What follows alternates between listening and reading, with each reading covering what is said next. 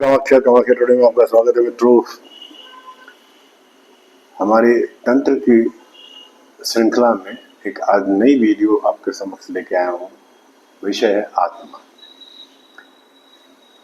आपको और मुझे ही तो आत्मा कहा गया है, ये कहा जाता है। आपके और हमारे ही तो नाम रखे जाते हैं। जब हम अपना शरीर छोड़ देते हैं तो कुछ लोग तुम्हें या मुझे भूतात्मा मान लेते हैं और कुछ लोग कहते हैं कि उक्त आत्मा का स्वर्गवास हो गया है। मैं हूं, यह बोध ही हमें आत्मवान बनाता है। ऐसा वेद, गीता और पुराणों में लिखा है।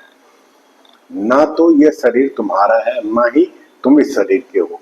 यह शरीर कुल 5 तत्वों का बना है: अग्नि, जल, पृथ्वी, वायु, आकाश। एक दिन यह शरीर इन 5 तत्वों में विलीन हो जाएगा, ऐसा गीता कहता है। वेद, पुराणों और गीता के अनुसार आत्मा अजर अमर है। आत्मा एक शरीर धारण कर जन्म और मृत्यु के बीच नए जीवन का उपभोग करता है और पुनः शरीर के जीर्ण होने पर शरीर छोड़कर चला जाता है। आत्मा का यह जीवन चक्र तब तक चलता रहता है जब तक वह मुक्त नहीं हो जाता या जाती, उसे मोक्ष नहीं मिलता। जब तक ये जीवन का उसका चक्र चलता रहता है। प्रत्येक व्यक्ति, पशु, पक्षी, जीव जंतु आदि सभी तो आत्मा है।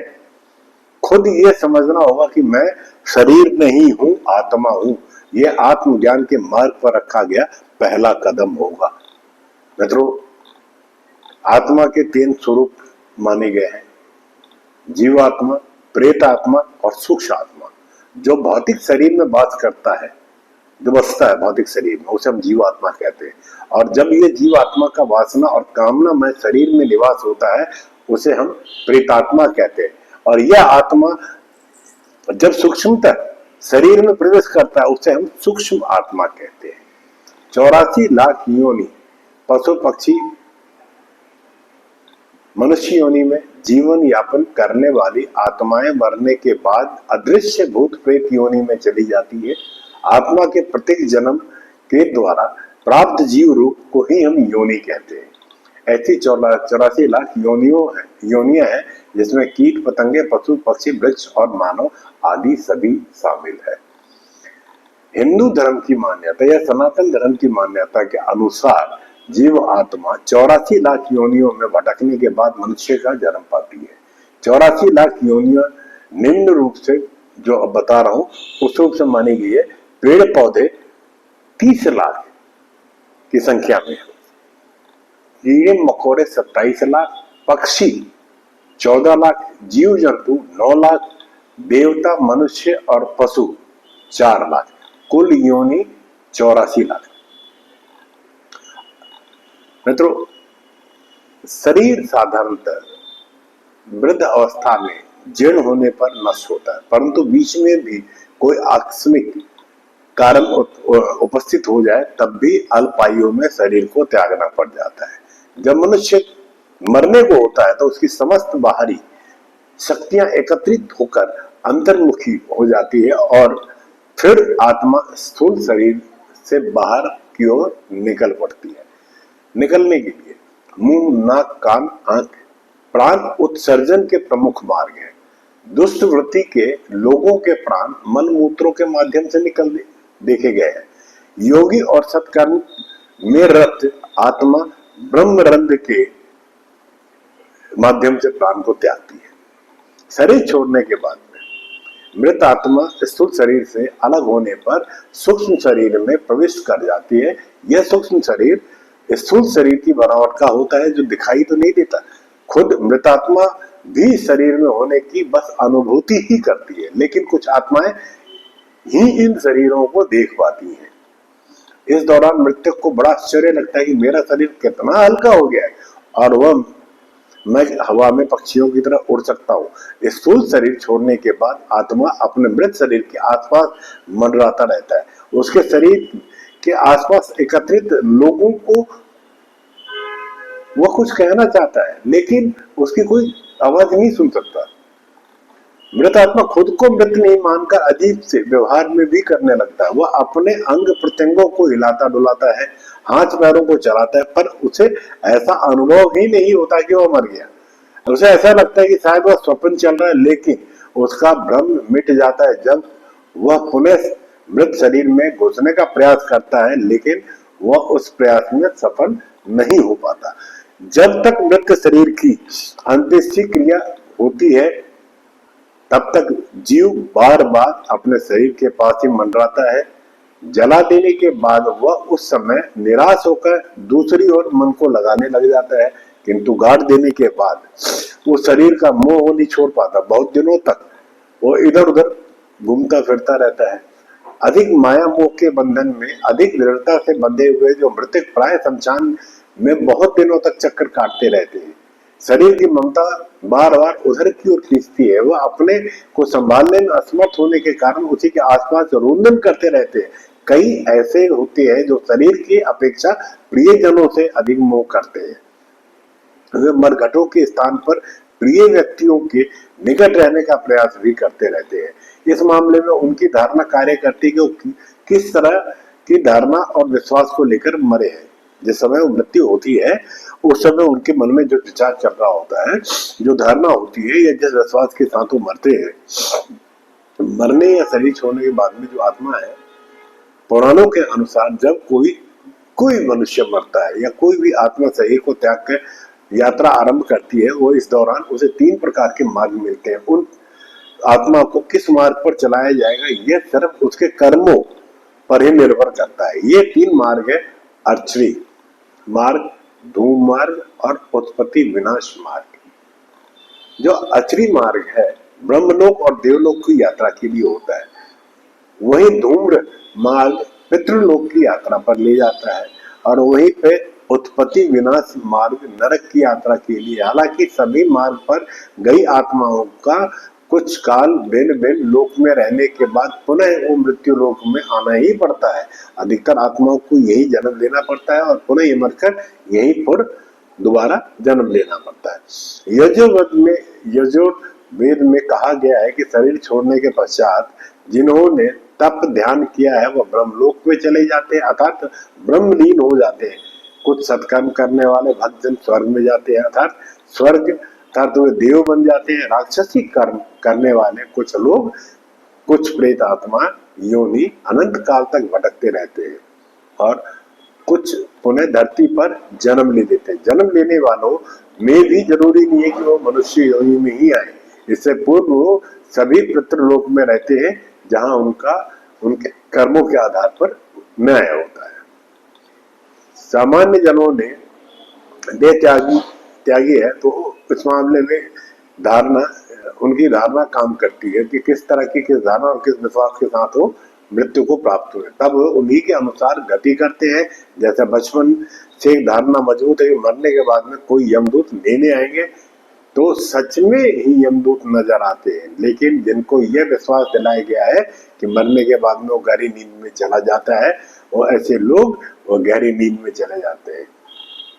शास्त्र के अनुसार हमारे शरीर में स्थित 7 प्रकार के चक्र हैं। 7 चक्रों हमारे 7 प्रकार के शरीर से जुड़े हुए। 7 चक्र में प्रमुख 3 शरीर, भौतिक, सूक्ष्म और कारण। भौतिक शरीर लाल रक्त से सना हुआ है जिसमें लाल रंग की अधिकता है। सूक्ष्म शरीर में सूर्य के पीले प्रकाश की तरह है और कारण शरीर नीला रंग लिए हुए। कुछ ज्ञानी जन मानते हैं कि नीला रंग आज्ञा चक्र और आत्मा चक्र का रंग है, आत्मा का रंग है। नीले रंग के प्रकाश के रूप में आत्मा दिखाई पड़ती है और पीले रंग के प्रकाश में आत्मा की उपस्थिति को सूचित किया जाता है। आचार्य श्री राम शर्मा के अनुसार पाश्चात्य योगियों का मत है कि जीव का सूक्ष्म शरीर बैंगनी रंग का छाया लिए हुए शरीर से बाहर निकलता है। भारतीय योगी इसका रंग का शुद्ध ज्योतिष स्वरूप सफेद मानते हैं। आत्मा के लिए कौन सा दिन महत्वपूर्ण है? भाद्रपद की पूर्णिमा एवं आश्विन मास के कृष्ण पक्ष की प्रतिपदा से अमावस्या तक का समय पितृपक्ष कहलाता है। इस पक्ष में मृत पूर्वजों को श्राद्ध किया जाता है। पितृजनों में पितरों की मरण तिथि को ही उनका श्राद्ध किया जाता है। सर्वप्रथम अमावस्या को कुल के उन लोगों का श्राद्ध किया जाता है जिन्हें वो जानते ही नहीं है। इसके अलावा अमावस्या और पूर्णिमा के दिन पितरों को याद किया जाता है। पितरों और पितृलोक के संबंध में ज्यादा जानकारी के लिए हमें कुछ अलग से एक वीडियो बनानी होगी। मित्रों, अपनी इच्छा से शरीर त्यागना आसान है, लेकिन इच्छा से शरीर धारण करना मुश्किल है। फिर भी जो व्यक्ति इच्छा से शरीर को छोड़ना सीख जाता है वह इच्छा अनुसार जन्म भी ले सकता है। इच्छा मृत्यु शब्द का सर्वप्रथम उल्लेख महाभारत में मिलता है, जिसका अर्थ है अपनी मर्जी से मृत्यु का वरण करना, यानी शरीर को त्याग देना। पहला उल्लेख है जो हमारे शास्त्रगत बात करता हूं तो भीष्म पितामह ने तीरों की चीज पर लेटकर अपनी इच्छा को से मृत्यु को बुलाया था। शास्त्र अनुसार जीव स्वयं की इच्छा भाव और कर्म से संस्कारों से वशीभूत होकर जन्म ग्रहण करता है, लेकिन इच्छा भाव उसके जीवन पर्यंत किए हुए कर्म और भोगे गए दुख सुख से उपजते हैं, जिसका उसे भी ज्ञान नहीं होता। ये बीज रूप में मृत्यु के साथ चले जाते हैं और व्यक्ति फिर वही जन्म लेता है जिसका वैसे जैसे कि उसका पिछला जन्म निर्धारित करता है। इसे समझना बहुत आसान है। ये बिल्कुल गणित के प्रश्न जैसा है जिसे हल किया जा सकता है। अधिकतर लोग प्रवृत्ति के नियम, प्रकृति के नियम के से बंधे रहकर जन्म लेते हैं, लेकिन बहुत कम लोग हैं जो जन्म लेने के स्थान चयन करके ही जन्म लेते हैं। शंकराचार्य को परकाया प्रवेश सिद्धि प्राप्त थी। ऐसे व्यक्ति अपनी इच्छा से कहीं भी जन्म ले सकते हैं, किसी के भी घर में प्रवेश कर सकते हैं। मृत्यु का करीबी से अनुभव करने वाले लोगों के अनुभव पर आधार दो प्रख्यात वैज्ञानिकों ने मृत्यु के अनुभव पर सिद्धांत को प्रतिपादित किया है। प्राणी की तंत्रिका प्रणाली से जब आत्मा को बनाने वाला क्वांटम पदार्थ निकलकर व्यापक ब्रह्मांड में विलीन होता है तो मृत्यु जैसा अनुभव होता है। इस सिद्धांत के पीछे ये विचार है कि मस्तिष्क में क्वांटम कंप्यूटर के लिए चेतना एक प्रोग्राम की तरह काम करती है। यह चेतना मृत्यु के बाद में भी ब्रह्मांड में परिव्याप्त रहती है। ऐसे एक डेली मेल की खबर के अनुसार एरिजोना विश्वविद्यालय में एनेस्थीसियोलॉजी और मनोविज्ञान के विभाग के प्रोफेसर एमरिट्स और चेतना अध्ययन केंद्र के निर्देशक डॉक्टर स्टुअर्ट हेमेराफ ने इस अर्ध धार्मिक सिद्धांत को आगे बढ़ाया। यह परिकल्पना चेतनता के उस क्वांटम सिद्धांत पर आधारित है जो कि उन्होंने और एक ब्रिटिश मनोवैज्ञानिक सर रोजर पेनरोथ ने विकसित की थी। इस सिद्धांत के अनुसार हमारी आत्मा का मूल स्थान मस्तिष्क की कोशिकाओं के अंदर बने हुए ढांचे में होता है, जिसको माइक्रो ट्यूबुल्स कहते हैं। दोनों वैज्ञानिकों का तर्क है कि इस माइक्रो ट्यूबुल्स पर पड़ने वाले क्वांटम अथवा गुरुत्वाकर्षण प्रभाव से के परिणाम से में चेतना या चेतनता का अनुभव होता है। वैज्ञानिकों ने इस सिद्धांत को आर्वेस्फोर्डेड आर्कजीविक रिडक्शन आर्चओर का नाम दिया है। इस सिद्धांत के अनुसार हमारी आत्मा मस्तिष्क में न्यूरॉन के बीच में होने वाले संबंधों से कहीं व्यापक है। दरअसल इसका निर्माण उन्हीं तंतुओं से हुआ जिसके ब्रह्मांड बना है। यह आत्मा काल के जन्म से ही व्याप्त है। परिकल्पना बौद्ध और हिंदुओं की इस मान्यता से कुछ मिलती जुलती है। चेतनता ब्रह्मांड का अभिन्न अंग है। इस परिकल्पना के साथ हेमराफ कहते हैं कि मृत्यु जैसे अनुभव में माइक्रोट्यूब्स अपनी क्वांटम अवस्था गवा देते हैं, लेकिन इसके अंदर के अनुभव नष्ट नहीं हो पाते। आत्मा केवल शरीर छोड़ती है, ब्रह्मांड में विलीन हो जाती है। हेमराफ का कहना है कि हम कह सकते हैं कि दिल ने धड़कना बंद कर दिया है, रक्त का प्रवाह रुक गया है। माइक्रोट्यूब्स अपनी क्वांटम अवस्था गंवा देते हैं। माइक्रोट्यूब्स में क्वांटम सूचना नष्ट नहीं होती, यह नष्ट नहीं हो सकती, यह महज व्यापक ब्रह्मांड में वितरित और विलीन हो जाती है। उन्होंने कहा है कि यदि रोगी बच जाता है तो ये क्वांटम सूचना माइक्रोट्यूब्स में वापस चली जाती है तथा रोगी कहता है कि उसे मृत्यु जैसा कुछ अनुभव हुआ है। हेमराज ये भी कहते हैं कि यदि रोगी ठीक नहीं हो पाता तो उसकी मृत्यु हो जाती है और यह संभव है कि यह क्वांटम सूचना शरीर के बाहर व्याप्त है। अंत में कैसे याद कर सकते हैं? जाति समरण का भी प्रयोग इसमें किया है। जब चित्त स्थित हो जाए अर्थात मन भटकना छोड़कर एकाग्र होकर श्वासों में ही स्थित रहने लगे तब जाति स्मरण का प्रयोग करना चाहिए। जाति स्मरण के प्रयोग से के लिए ध्यान को जारी रखते हुए आप जब भी बिस्तर पर सोने जाएं तब आप अपनी आंखें बंद करके उल्टे क्रम में अपनी दिनचर्या के घटनाक्रम को याद करें। जैसे सोने से पूर्व आप क्या कर रहे थे, उसके बाद उससे पूर्व क्या कर रहे थे। इस तरह की स्मृतियों को सुबह उठने तक ले जाए। दिनचर्या का क्रम सतत जारी रखने से मेमोरी रिवर्स को बढ़ाते जाएंगे।